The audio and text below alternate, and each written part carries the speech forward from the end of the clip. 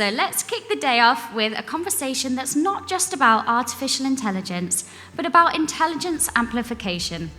Imagine a world where AI isn't replacing human intelligence, it's enhancing it, making us faster, smarter, and more adaptable. So in our upcoming Fireside chat, from artificial intelligence to becoming intelligence amplified, our speakers will explore how businesses and individuals leverage this synergy between human and artificial intelligence.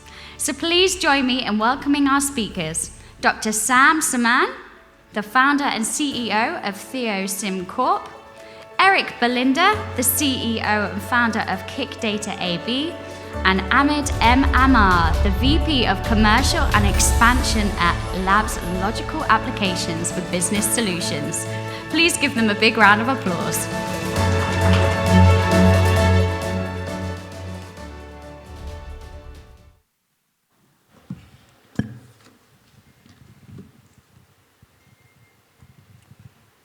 Good morning.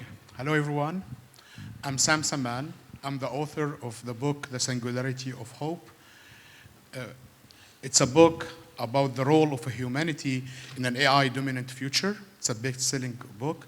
I'm also founder of TheoSim, an AI company. I'll be very happy to be joined by co-panelists. I will let them introduce themselves, please. Good morning, everyone. Nice to see so many of you here.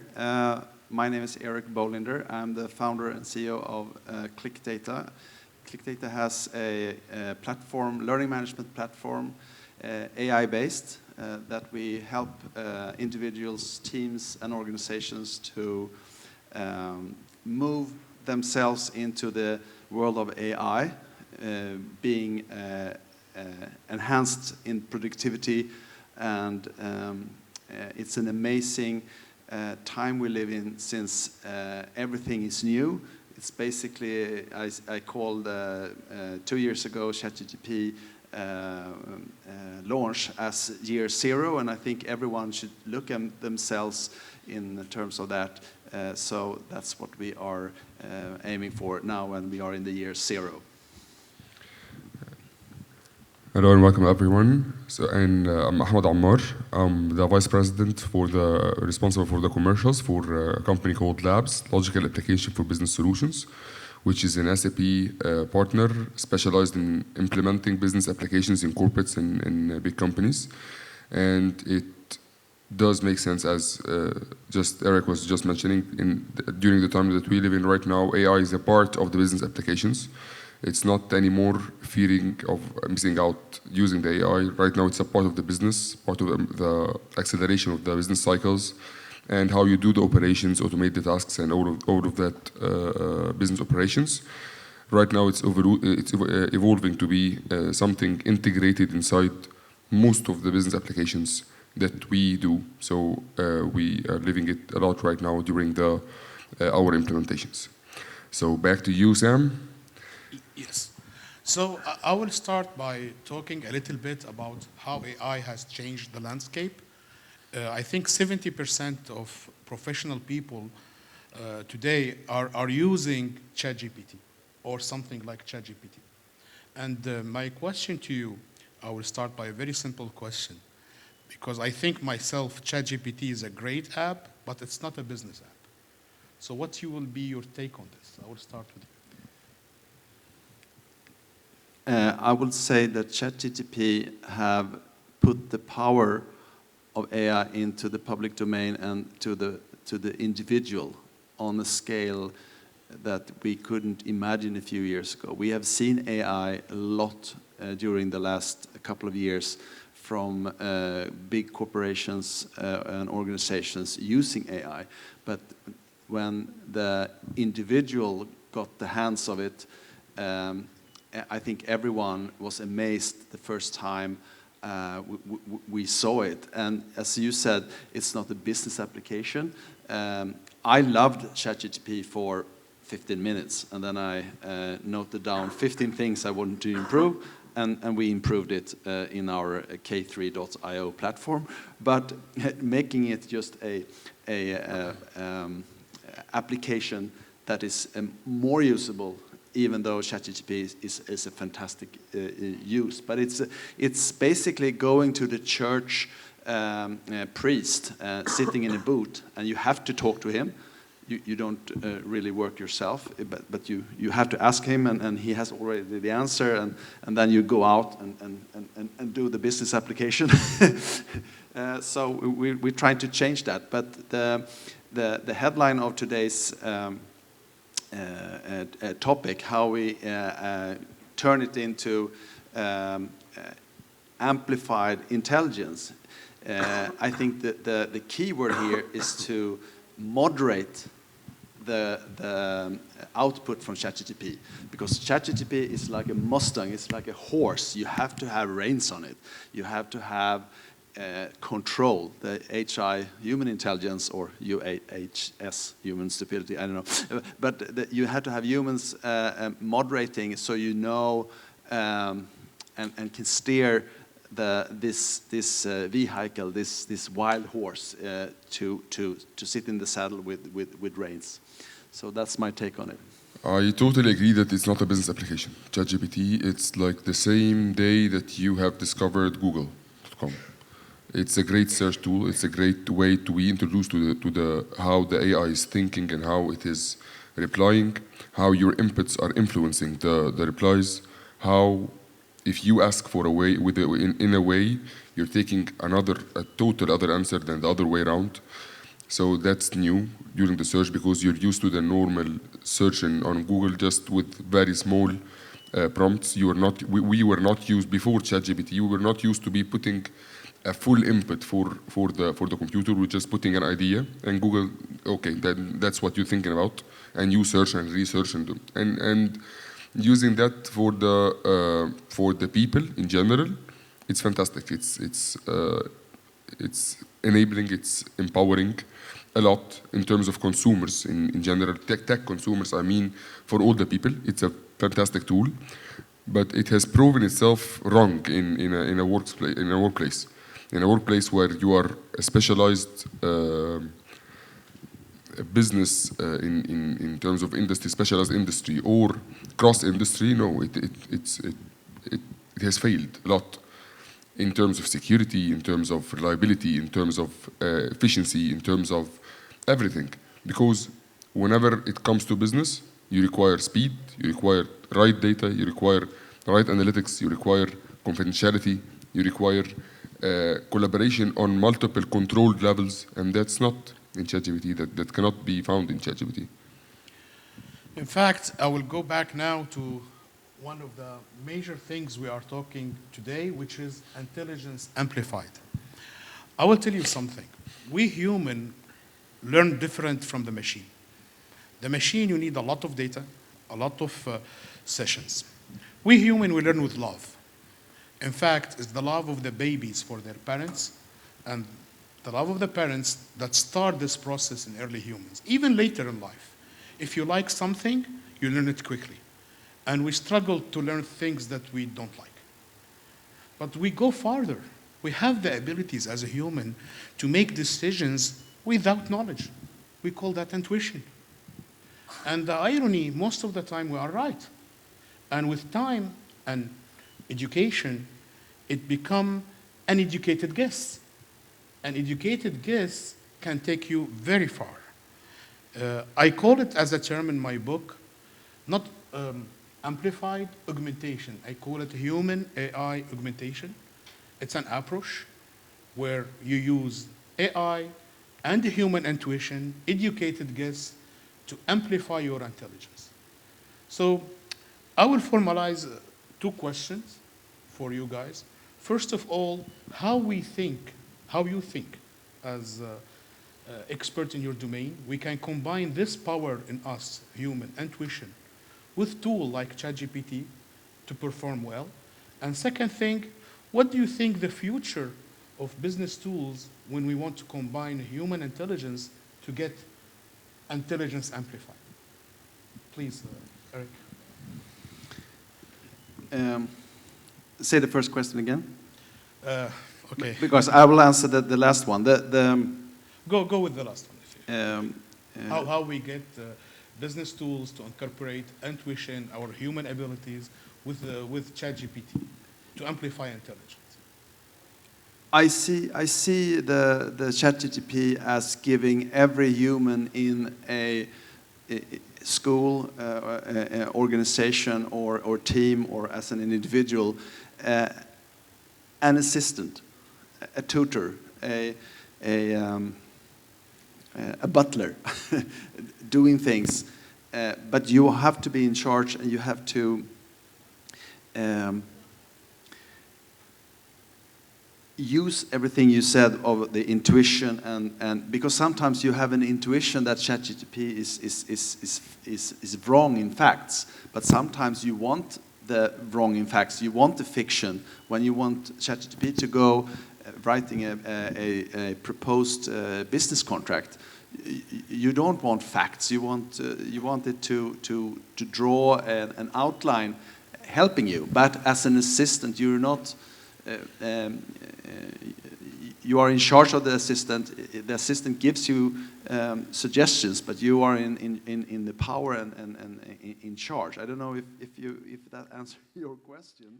It's your opinion, so definitively it's answering my question. Yes. But to amplify intelligence, we'll need the moderation and skills. And since I'm passionately in the education industry, in the crossroad of technology and pedagogic, I loved when you said this how to learn, you have to love it. I asked my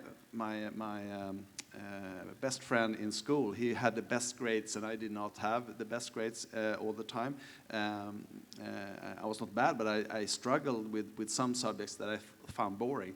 And he said something very intelligent. I wish he didn't tell me at the graduation day, which he actually did. I wish he had told me before. But he said, the trick, Eric, is to make yourself love the subject you seemingly don't like. So you had to force yourself to love things that you don't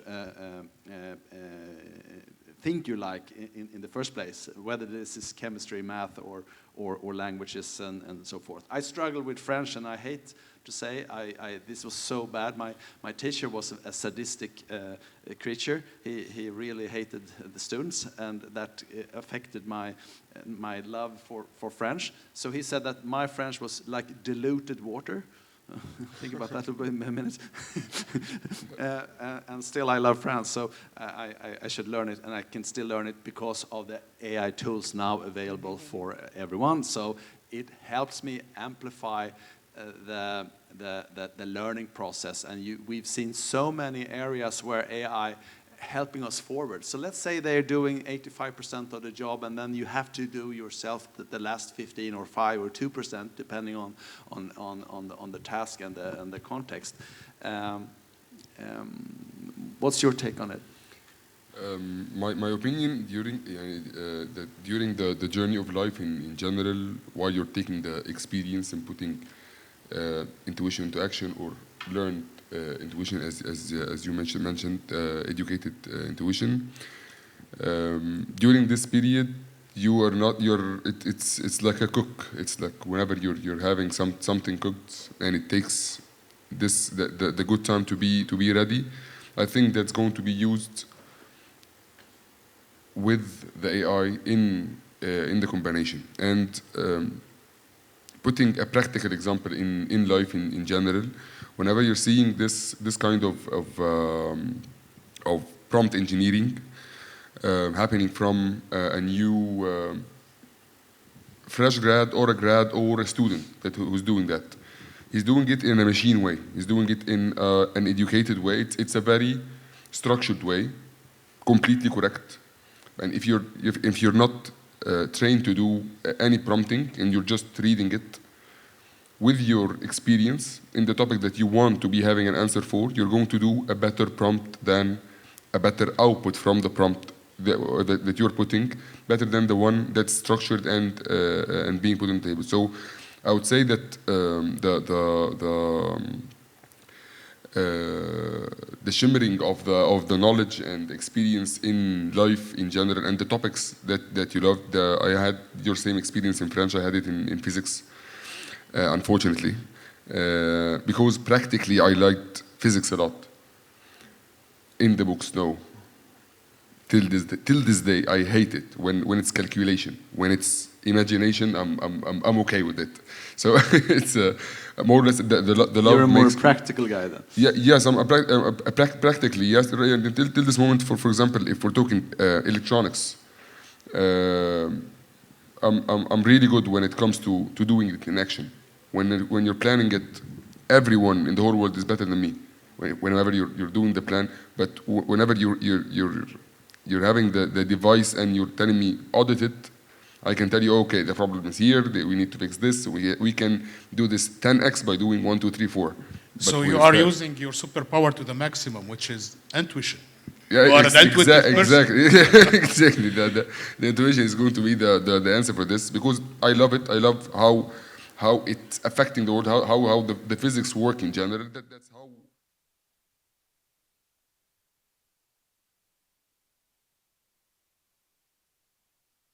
That in general, but still, whenever you're planning to, whenever you're utilizing an AI tool to be giving you more imagination or giving you a blueprint, it's going to be much better. It's going to give you much more structure. It's like if you have something, you're practical, like the guys who were doing in Egypt, for example, doing the pyramids thousands of years ago. They weren't having curriculums for doing that. They were having experiences for doing that. So whoever loves it is going to do it better than the earlier one. Is going to do it better than the earlier one. Then they started documenting how things are being put. Right now we have tools to be amplifying that and to be having this not only documented but reimagined, everything reimagined. And I believe that right now we're seeing every industry and every task in every industry reimagined and disrupted, totally disrupted. So I will go back to the algorithm of love and AI and how we human are very different. I explained something in my book. I call it the feedback loop, or how to amplify our intelligence. Because yes, we have intuition. Yes, we learn with love. Yes, we are incredible creatures, but still we are out, let's call it numbered or by a machine that can calculate fast and handle a lot of data. Of course. I explained that the first step always is using this amazing ChatGPT like to start the process. So initiative comes from a human. You ask a question, and let me give you this small story of my friend who once called me, and he is a producer in the music industry. And she showed me that amazing tool. You give the lyrics, it generates the music. And he told me, what do you think of that? I was really impressed. Wow. Full song with the genre, with the voice. You download AI song and you will have a music experience that you've never seen before. He asked me, he challenged me. He told me, okay, now you love that. Will you hear this song in the gym? Will you take it and put it in your car? I said, honestly, no. It seems like vanilla. It's like someone who's saying, okay, I want to sing, and then it's a song. Yeah. And he told me exactly. I have a comment on that. Benny Andersson, one of the founding members of ABBA, they sold 400 million and more records, so they're world famous, and their songs will be sung and listened to in 200 years as well.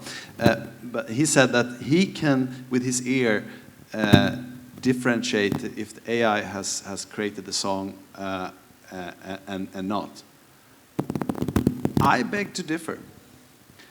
I don't think he will be able to, maybe today, next year, 6 months from now, not so sure, because the technology is going so fast, and the AI now knows exactly what the music producers have been doing for the last 400 or 2,000 years. So I'm not sure that your prediction is great. Do you know what he told me back? Because it's not a question of generating the song. That's what he told me. No. He told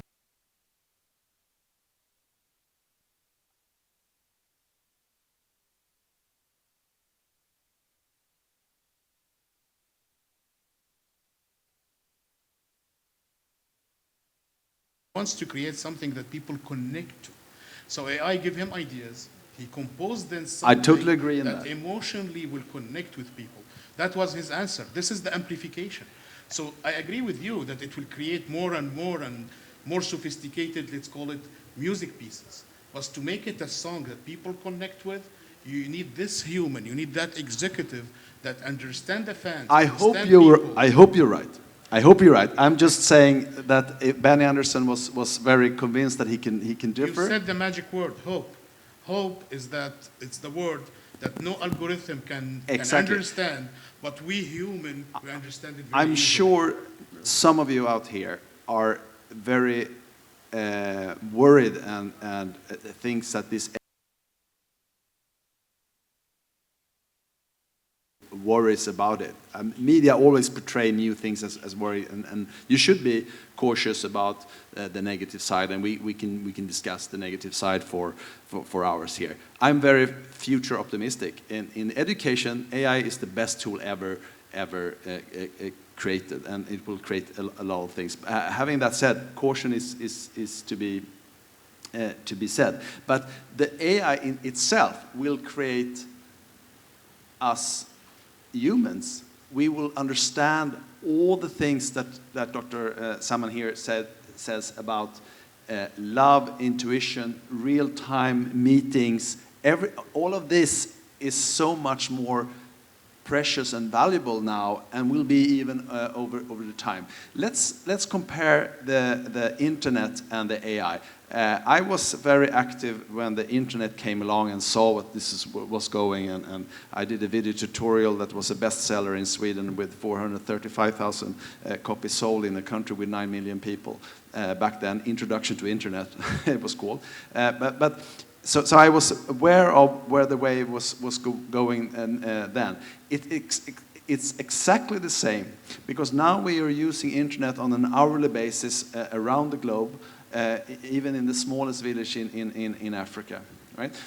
And it's amazing how much good internet has given us, even though there's backsides and there's bad people are having more easily connect with other bad people and so forth, and there's risk on it. But on the bigger scale, internet has given us humans a huge advantage. I mean, who use paper maps to go somewhere? You use Google Maps. It's so many things that we take for granted that was not invented 30 years ago.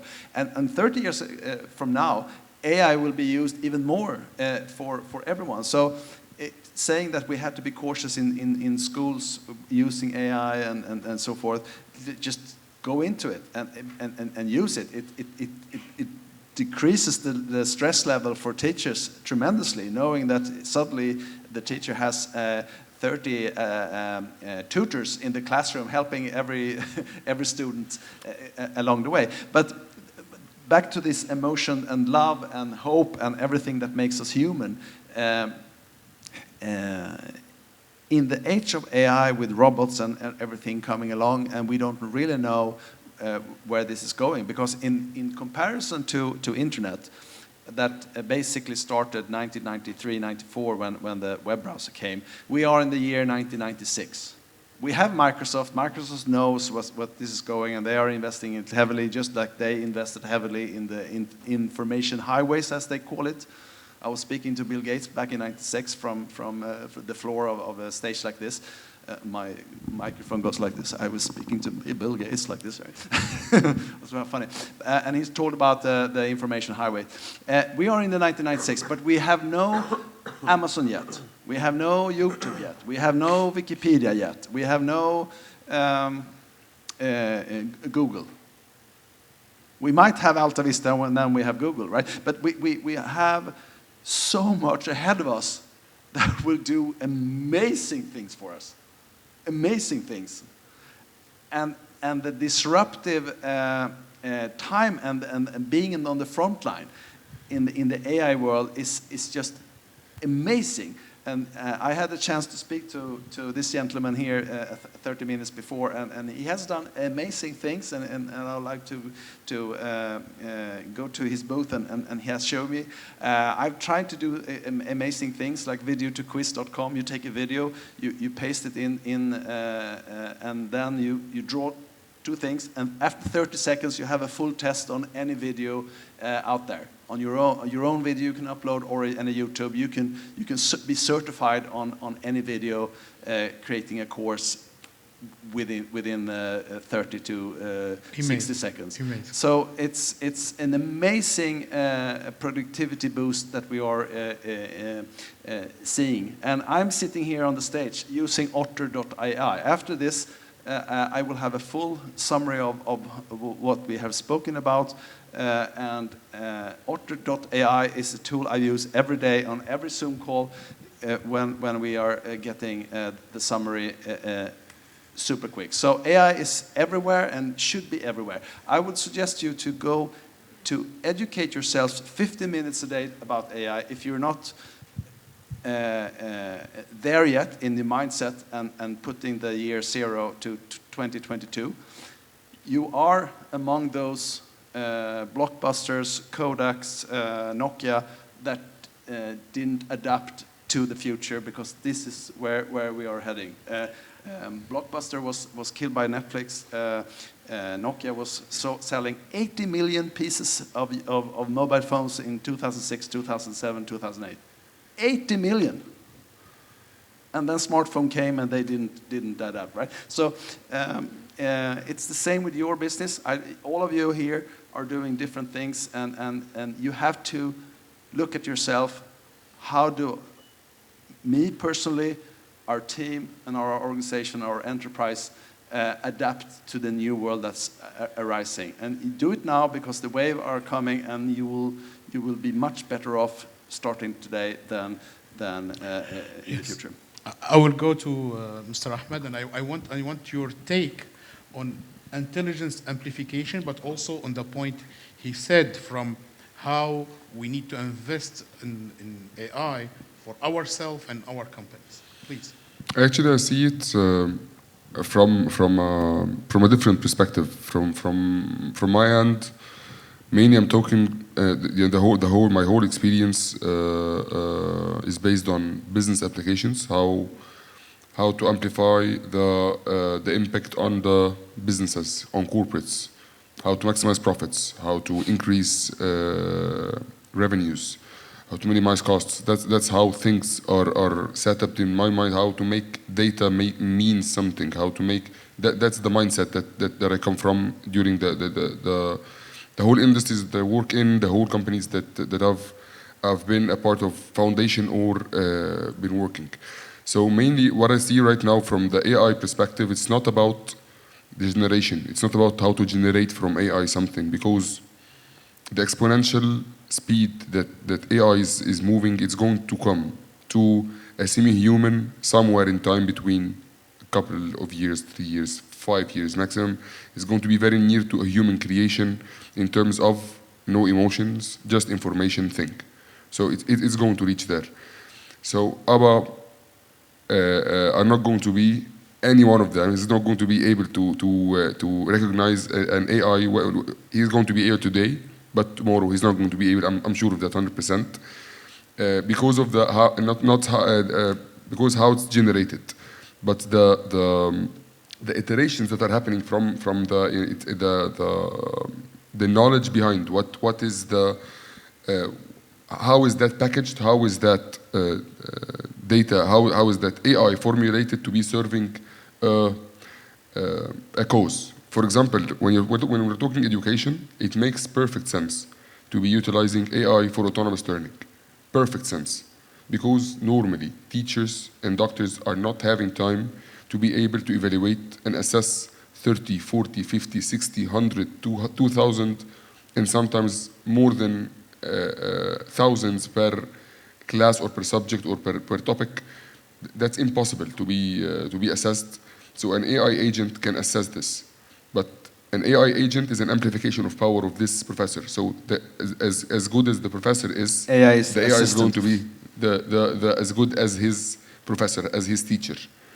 The intelligence of the intelligent people today, it's going to be really amplified as the progression is going for the AI. So I totally agree on that. In the music industry, because I'm playing music till this moment, I feel it till this moment. Till this moment, the AI things, I feel it. I feel it, why? Because it's a feeling, it's intuition. Okay, that's too correct.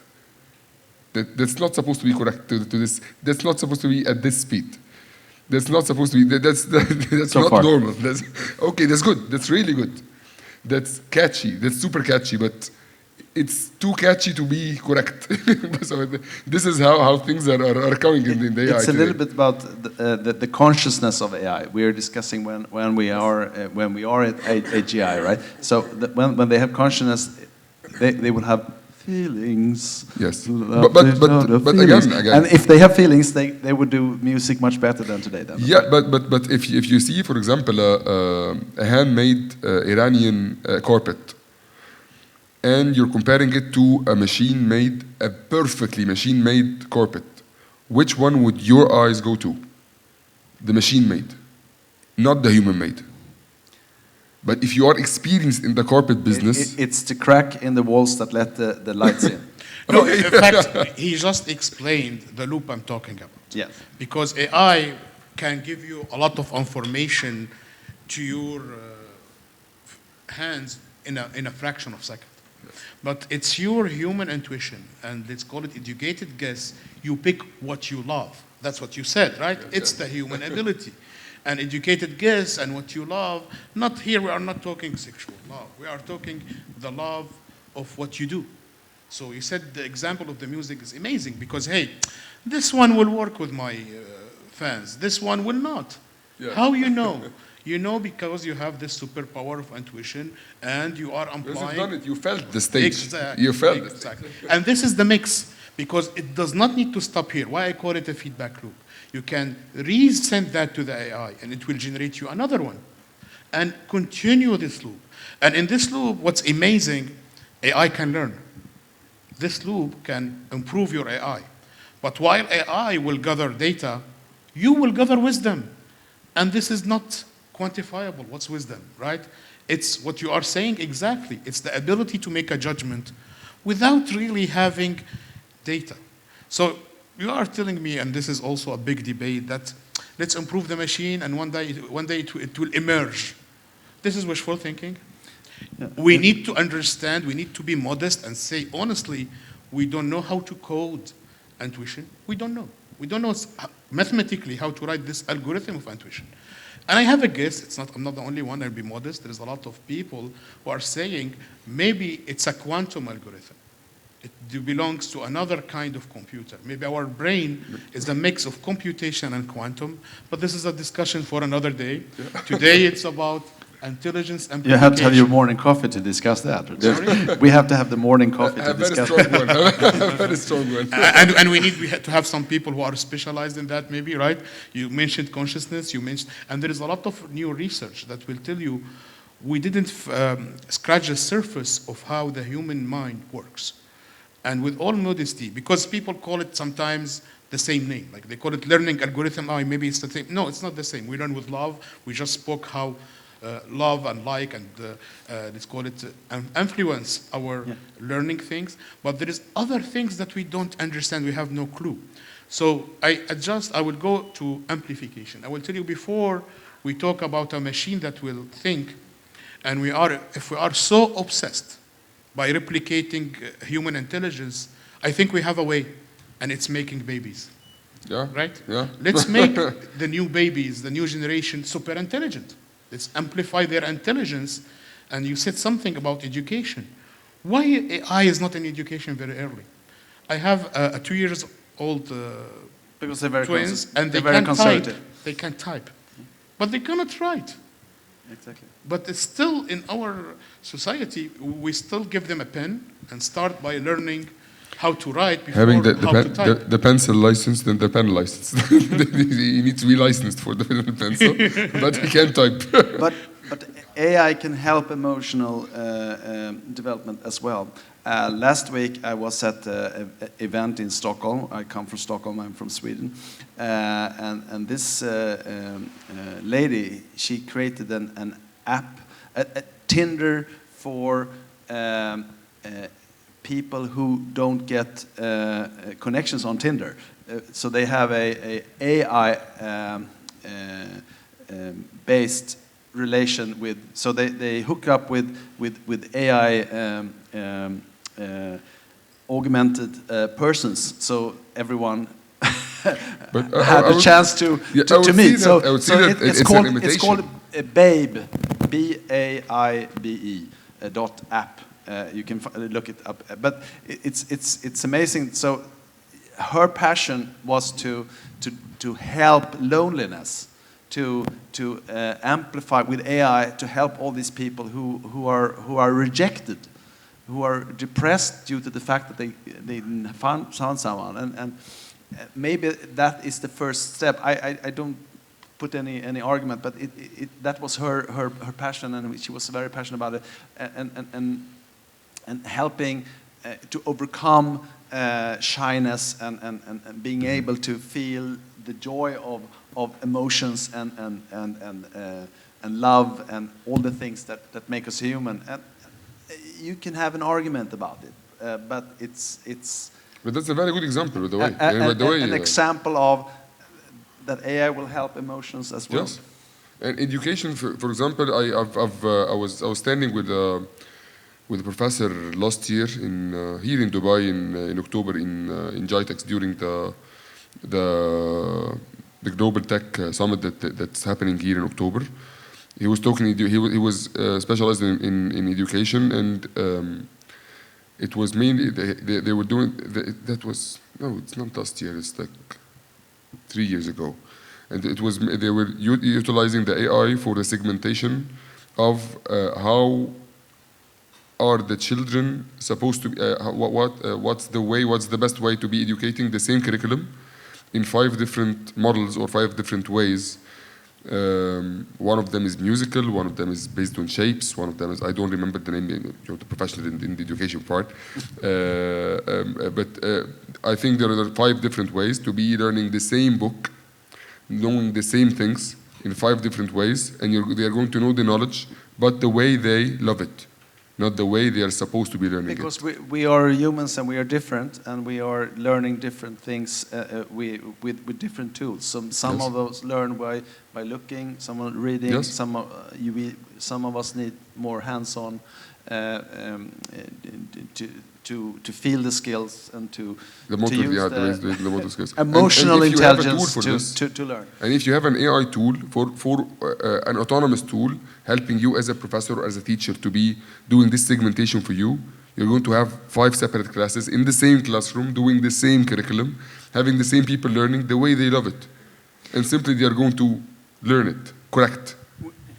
In fact, a system I described in my book, it's funny you are describing the beginning of it. What was the name of the book again, so people understand? The book is The Singularity of Hope. Singularity of Hope. Humanity Role in an AI-Dominant Future. And in a chapter it's a good book. It's a good book title. Don't you agree? Right? I will explain later, it's not the time, was the singularity of hope. But I think the magic of word hope, all human beings understand it, but there is no algorithm that you can feed to the machine that calls hope, right?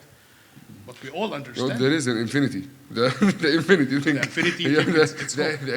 The loop. Maybe there is a point for that, because if we are a quantum computers, then we take infinite time, but there is no really time. Anyway, that's another topic. I will go to the education, and I call it double feedback loop. In our case, directly, amplification, we have a feedback loop, right? You go on the machine. In the case of education, why it's double?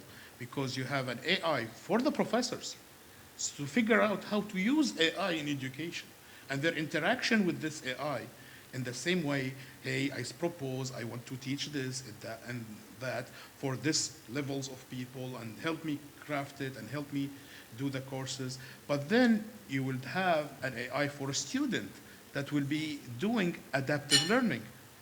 And two AI with the teacher are interaction, so you have the maximum experience for our students. In fact, education should change, right? Education is a joke today. Education will change dramatically, and it's the most interesting period in education history right now. True. And being in the front line here and in the creative front line is fantastic. But talk about creative front lines. San said when Adobe Photoshop came, the photographer says, no, it's not really photography, you know, blah blah blah. It's you know, it's not real. And then they adopted it, and now it's a part of their work. And it's Adobe Photoshop has been the assistant of photography for 30 years. I did a video tutorial in Adobe Photoshop in 1993. I was a super expert when I recorded, and then I didn't use the tool, and I couldn't find a crop tool a few years later. And I have educated over, I think, 35,000 people in Sweden.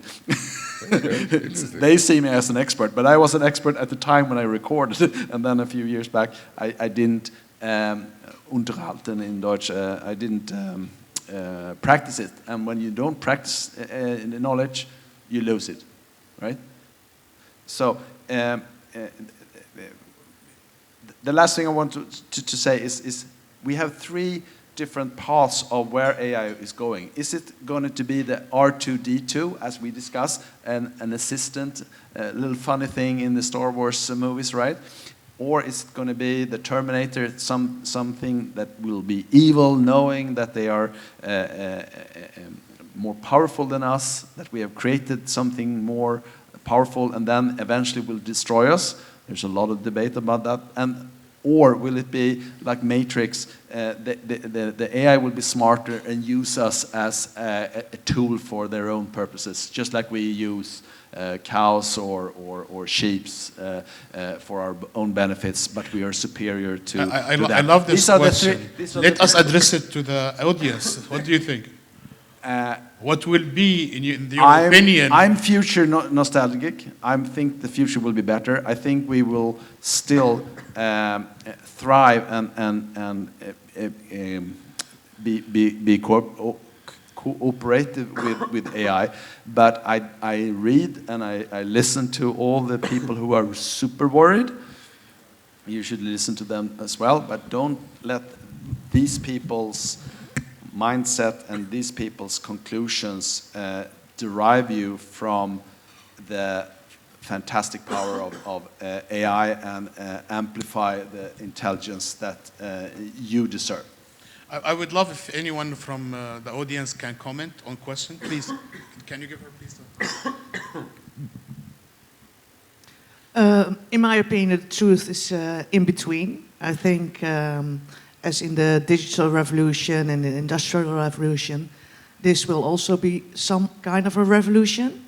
But I do not underestimate humanity, and they will also evolve and make sure that they can master the artificial intelligence. The concerns are more in the power of people who want to have control over the artificial intelligence in order to conquer or rule the world. Any other outtake from the audience? I give you the hat for this. Totally agree. Okay, I will let you give us a last thought. And For me, honestly, I see it the same. It's the same as internet. The same as internet today. Today we have. Do we have evil in the world? Yes, we have. We have too many bad guys using the internet at the second, doing too many bad things, and we're having too many good guys doing good things. We're having normal guys just wasting their time. Right now. So it's everything. AI is everything. AI is very good, and AI is very bad, and it's in the middle.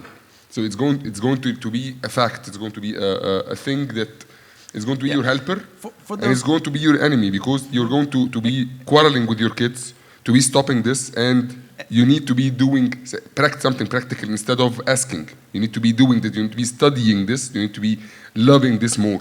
Exactly, and for those who saw the film Oppenheimer last year, when this amazing tool and horrific tool that killed 220,000 people just a few weeks after it was invented, and has been in my lifetime this Cold War thing, and anything can destroy us in 20 minutes, and we have to live with the fear of it.